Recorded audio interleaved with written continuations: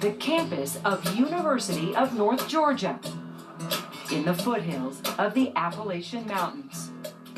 To locals, it's God's country. For David Gormley, it's just 15 miles from his childhood home, yet a world away from the life he left behind. We went to church twice a week, Wednesday nights and Sundays, and we would be there for 6 to 8 hours. There was just always this pressure to assume that there was God, and that if you didn't hear him or if he didn't speak to you, you weren't trying hard enough. I never really felt comfortable. No. David is not alone. Today, many young people are doubting their faith and walking away from God.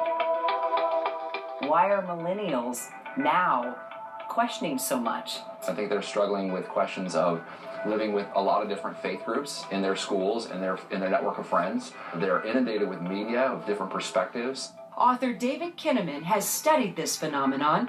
He says 8 million millennials give up on God by their 30th birthdays. We know that 59% of people who grow up in a Christian home are going to walk away on some level. They're either going to become ex-Christians or they're going to become de-churched.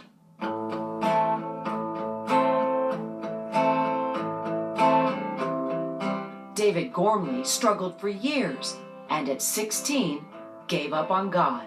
I actually came out as an atheist. I didn't want to lie to people anymore.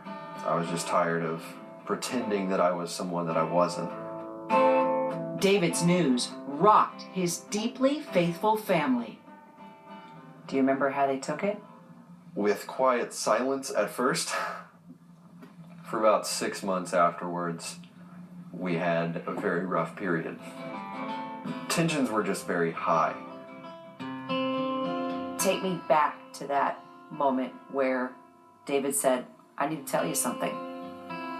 I don't believe in God. I guess to hear him say it, to verbalize it, was kind of shocking. But it wasn't in the sense that we knew that he had never come to Christ. This is deep water for us.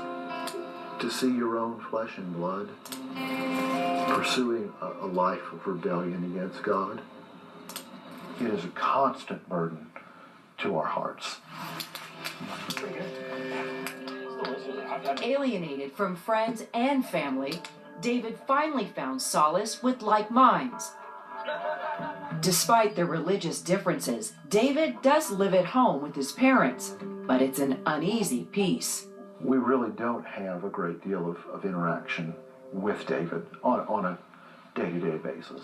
We do have conversations, and it can be at the dinner table, what's new, what's happening here and there, but really and truly those are superficial things. And it's tempered and it's bittersweet because the reality is that you're talking to a dead person. God, it just breaks my heart, though, that you see your son is dead. Well, it's not a matter of me seeing it that way. It's a matter of what Scripture objectively declares. It hurts as their child. We asked the Gormleys to sit down with their son and us, but they declined. The reality is that you're talking to a dead person. That one got me. Yeah. How does that feel? He's saying they see me as a dead person. He says, well, it's not a question of me seeing it. It's a question of what Scripture objectively says. But it is about the way he sees it. Do you feel like you judge them as harshly as they're judging you? I would never say that they're dead people just because they believe in something that I don't. I wouldn't condemn them for it. Are you afraid your son's going to go straight to hell? It's not a matter of being afraid. It is an inevitability for every person on earth who remains in their sin and away from God. Do we shed tears? Absolutely. What do you tell them when they say, son, this hurts us, you're hurting our hearts? I am who I am, and I'm not going to change that. I can't change that. It's just part of who I am. And as loving parents of a loving son, on some level they should be accepting of that. And they are outwardly, of course, but it's still lurking there underneath the surface. They'll always harbor some sort of regret or anger towards me for just being who I am, and that kind of hurts. Coming up, I almost wish I still believed in God.